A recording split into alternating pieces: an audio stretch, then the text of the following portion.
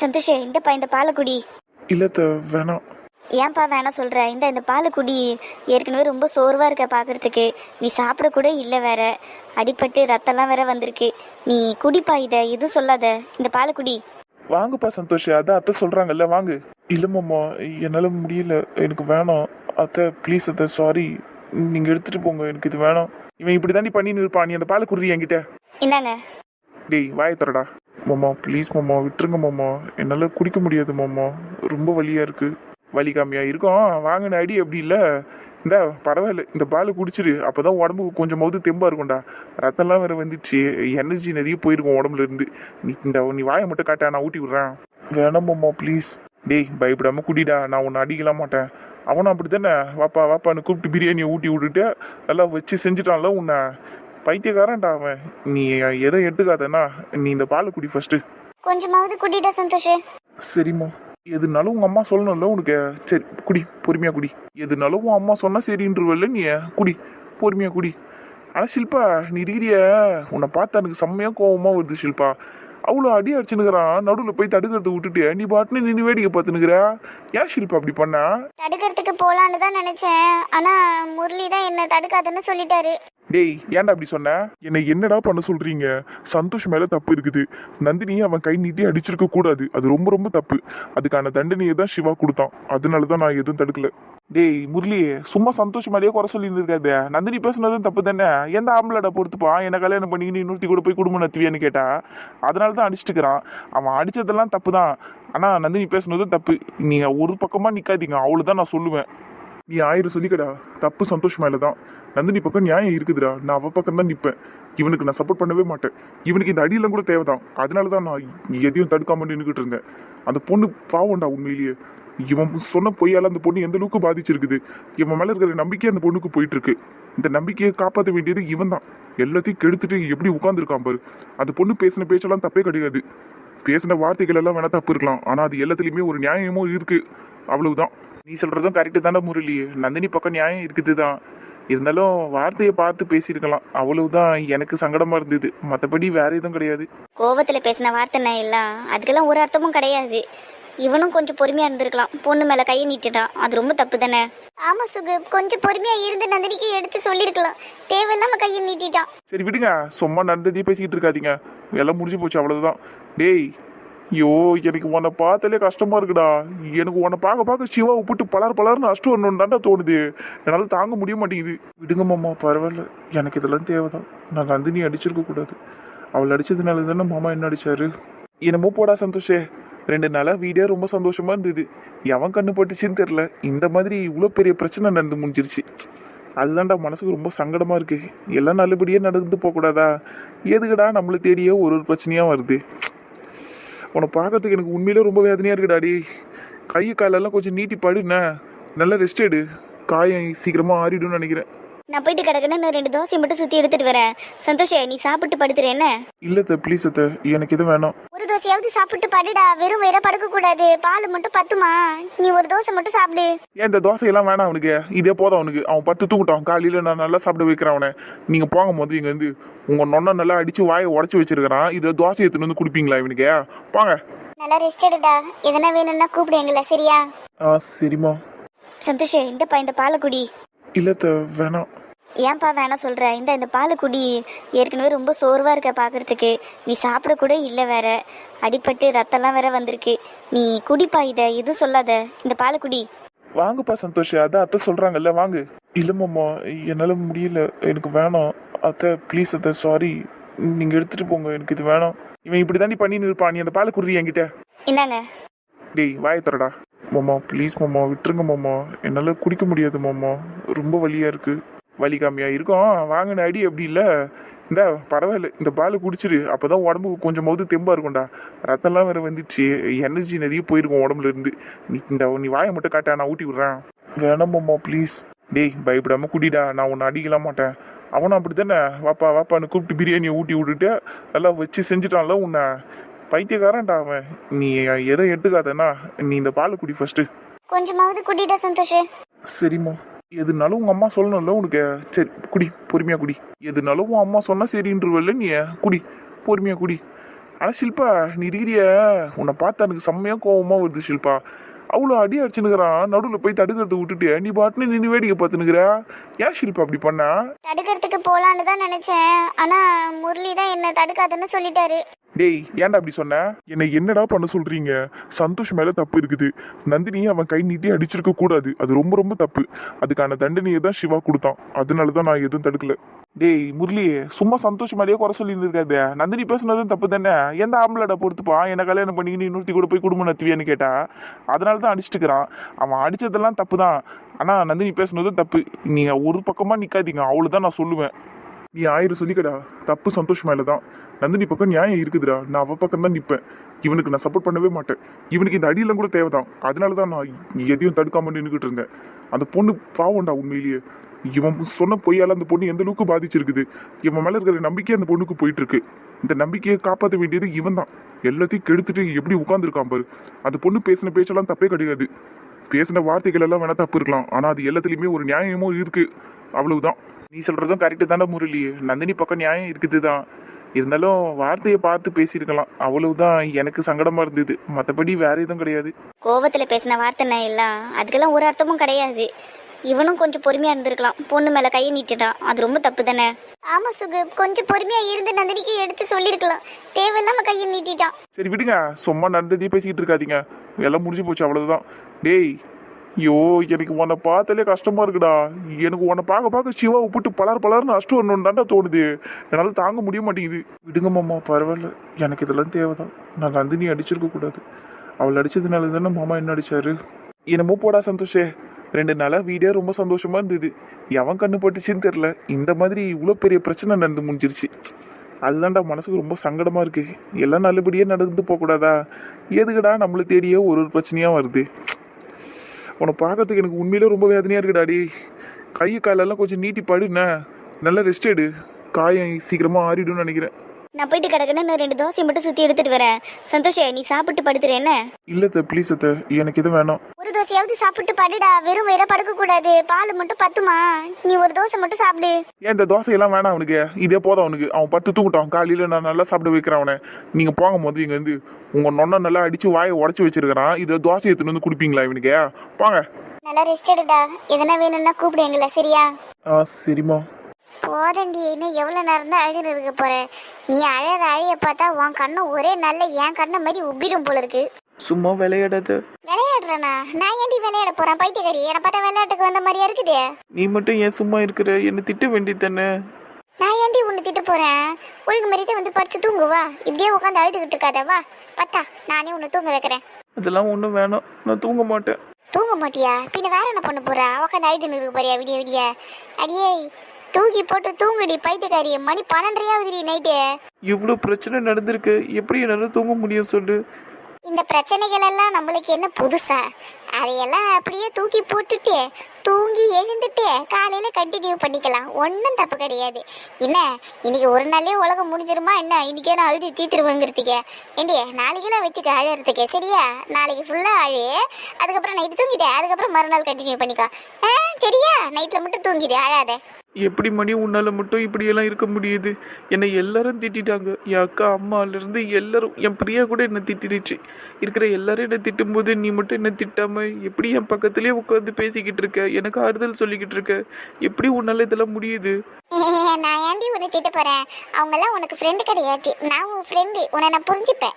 உன்னை நான் திட்டணும்னு எனக்கு எந்த அவசியமும் கிடையாது. நீ என்ன தப்பு பண்ண உன்னை நான் திட்டுறதுக்கு? உன் இடத்துல நான் இருந்தாலும் உன்னை மாதிரி தான் இருப்பேன், உன்னை மாதிரி தான் பேசுவேன். எல்லாருக்கும் தனக்குன்னு வந்தால் தாண்டி அதோட வழி எல்லாம் தெரியும். விடு, எல்லாம் அவங்கவுங்க பக்கத்தில் அவங்கவுங்க ஒன்று சொல்லுவாங்க, அவ்வளவுதான். நம்ம என்ன அனுபவிக்கிறோமோ நம்மளுக்கு தானே தெரியும். முடி, இதெல்லாம் அவங்களுக்கு நடந்தா கூட அவங்க அப்போ தாண்டி பேசுவாங்க. ஆனால் இப்போ எல்லாரும் நியாயம் பேசுவாங்க. ஒன்றும் பண்ண முடியாது, அதெல்லாம் கேட்டுக்கிட்டு அமைதியாக விட்டுறணும். உன்ன மாதிரி இருந்துட்டா எந்த பிரச்சனையும் இல்லடி. போ, நீ வேற ஒன்று எதையாவது உலகிட்டு கடை வந்து படுத்து தூங்குவா. நீ ரொம்ப டயர்டாக இருக்கிற பார்க்கறதுக்கு, நல்லா தூங்குவா. உண்மையிலேயே தூக்கம் வரல மணி, என்னை விட்டுரு. நான் இப்படியே உட்காந்துருக்கேன், எனக்கு ரொம்ப கஷ்டமா இருக்கு மணி. கஷ்டமா தான் இருக்கும் ஆரம்பத்துல, போக போக சரியாயிடும். என்ன நீ இப்படி பேசிக்கிட்டு இருக்க? உனக்கு எந்த வருத்தமும் இல்லையா? வருத்தப்படுறதுனால இப்ப என்ன ஆயிரப்போகுது சொல்லு? அதை பத்தி பேசுறதுனாலயோ இல்ல அதை சரி செய்யணும்னு நினைக்கிறதாலயோ இப்போ எதுவும் நடந்துட போறது இல்ல. அவ்வளவுதான், எல்லாத்தையும் அப்படியே ஏத்துக்கிட்டு போயிட்டே இருக்க வேண்டியதுதான். இது எல்லாமே ஒரு உடஞ்ச கண்ணாடி மாதிரி தான் வச்சுக்கீங்க. எவ்வளவு கஷ்டப்பட்டு ஒட்டினாலும் அது கண்டிப்பா உடையதான் செய்யும். அதுக்கு அதை அப்படியே விட்டுட்டு தூக்கி போட்டுட்டு போயிட்டே இருக்க வேண்டியதுதான். வெறும் கண்ணாடினா தூக்கி போட்டுடலாம், ஆனா வானனை எப்படி என்னால தூக்கி போட முடியும்? என்னது? நந்தினி, மணி, உள்ள வரலாமாம்மா? முழிச்சிட்டு தான் மாமா இருக்கோம், உள்ள வாங்க. அழகத்தை நிறுத்திடி. என்னம்மா தூக்கம் வரலையா உங்க 2 பேருக்கும்? ஆமா மாமா, சும்மா உட்காந்து பேசிக்கிட்டு இருந்தோம். இன்னும் கொஞ்ச நேரத்துல தூங்கிடுவோம். சரிம்மா மணி. சரிங்க மாமா, அப்புறம் நந்தினி கிட்ட எதனா பேசணும்னு பேசுங்க, நான் போறேன். இல்லம்மா அதெல்லாம் ஒண்ணும் இல்லை, நீ இங்கே இரு. நான் அவள்கிட்டலாம் எதுவும் பேச வரல, நான் உங்ககிட்ட தான் பேச வந்தேன். ஏன் கிட்டியா? என்ன மாமா? உனக்கு மாமா மேல எந்த கோவமும் இல்லையாம்மா? இல்ல மாமா, நான் ஏன் உங்க மேல கோவப்பட போறேன்? ஆமால, நீ என் மேல கோவமா இருந்திருந்தா இங்க இருந்து கிளம்பி போயிட்டு இருப்பல்ல. நீயும் எல்லாரும் போயிட்டாங்கல்ல, அந்த மாதிரி நீயும் போயிருப்பல்ல. நீ போகாத போதே எனக்கு தெரிஞ்சு போச்சு உனக்கு என் மேல எந்த கோவமும் இல்லைன்னு.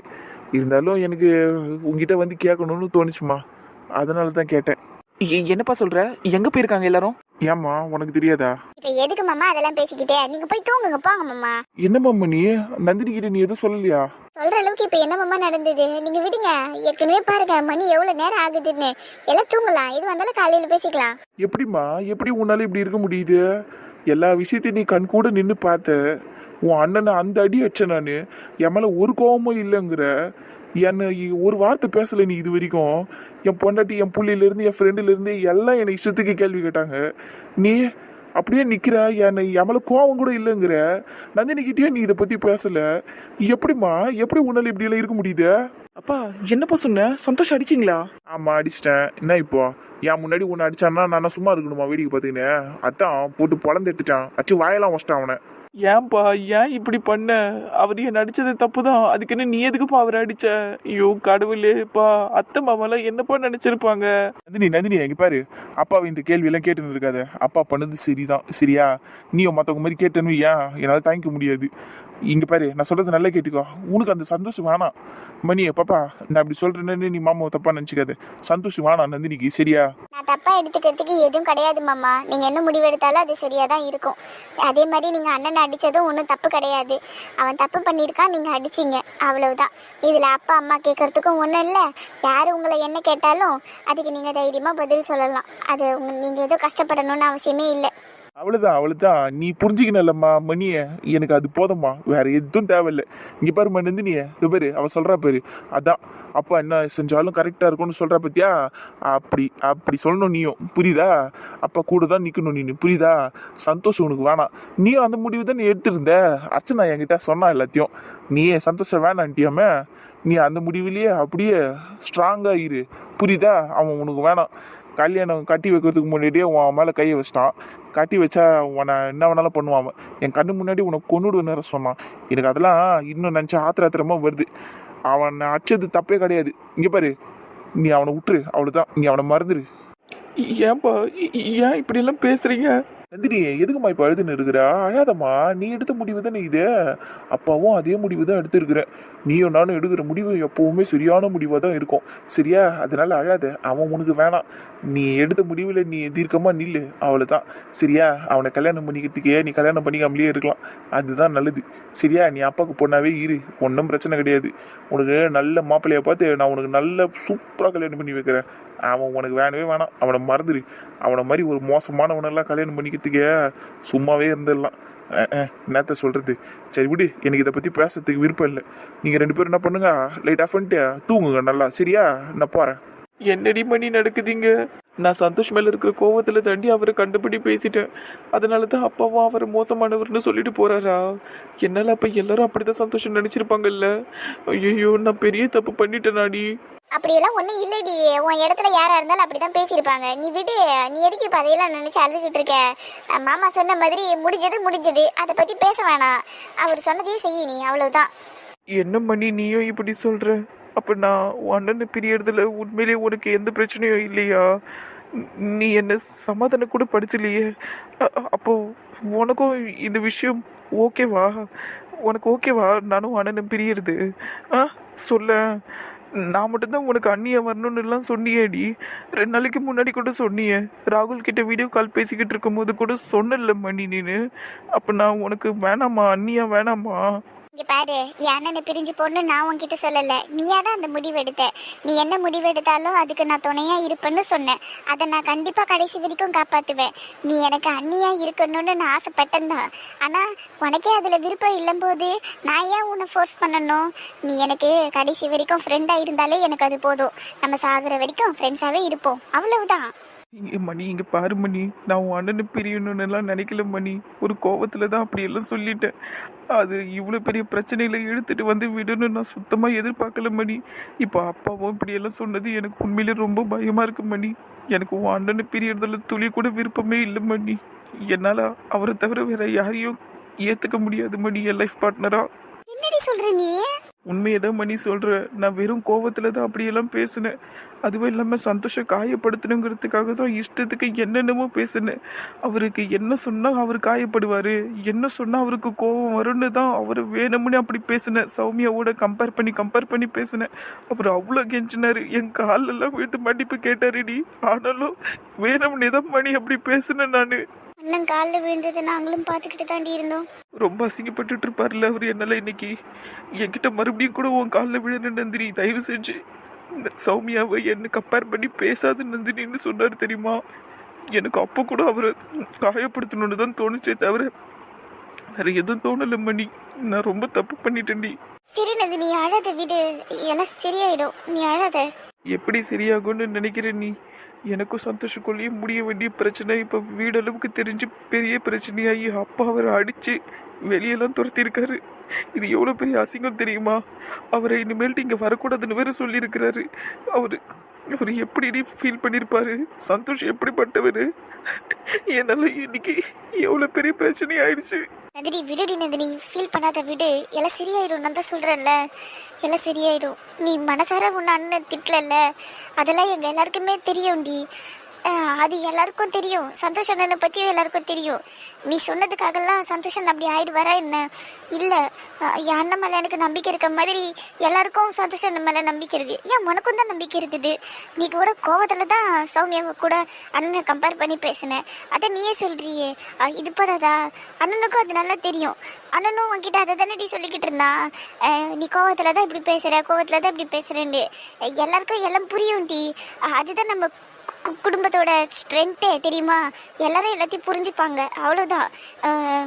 சிவா மாமா கூட சும்மா கோவத்தில் தான் அண்ணனை அடிச்சிருக்காரு. பெத்த பொண்ணு கண்ணு முன்னாடியே ஒரு பையன் அடிச்சிட்டா யார் தாண்டி சும்மா இருப்பா? அதனால தான் அண்ணனை அடித்தார்.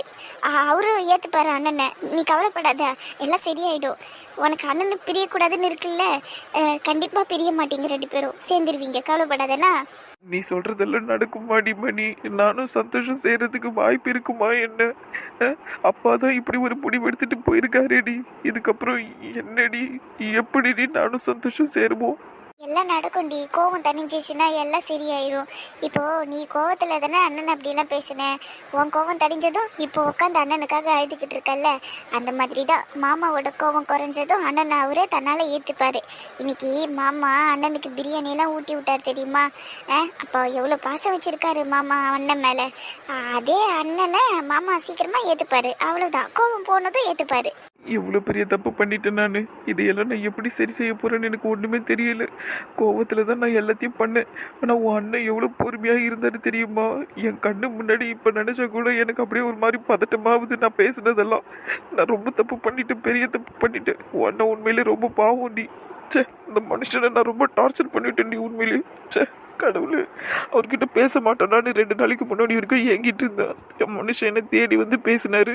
அவரை அசிங்கப்படுத்தி அனுப்பிச்சிட்டேன். விடுடி, அண்ணன் புரிஞ்சுப்பாண்டி, விடு. ரொம்ப கஷ்டமாக இருக்கு மணி, தாங்கிக்க முடியலடி. அவர் கடைசி என்ன சொன்னாரு தெரியுமா? நீ இப்போ கூட ஓகேன்னு சொல்லி பொழுது விடிச்சதும் உனக்கு தாலி கட்டிடுறேன், உன் கூடவே இருக்கேன், உனக்காக எல்லாத்தையும் விட்டுடுறேன், சௌமியா ஃப்ரெண்ட்ஷிப் எல்லாம் எனக்கு ஒரு விஷயமே இல்லை, கட் பண்ணிடுறேன், எவ்வளோ சொன்னார் இல்லை. கொஞ்சமாவது நான் கேட்டிருக்கணும்ல அவர் பேசினதை. எதையுமே கேட்கல. கடைசியில் என்னை கல்யாணம் பண்ணிக்கிட்டு அவ கூட குடும்பம் நடத்துவியான்னு வேணும்னே கேட்டேன்டி நான் அந்த வார்த்தையை. நான் எவ்வளோ பெரிய தப்பு பண்ணியிருக்கேன். பாரு நந்தினி, ஒன்னொன்னையா நினைச்சு அழுதுகிட்டு இருக்காத. எல்லாம் சரியாயிடும், நான் தான் சொல்றேன்ல.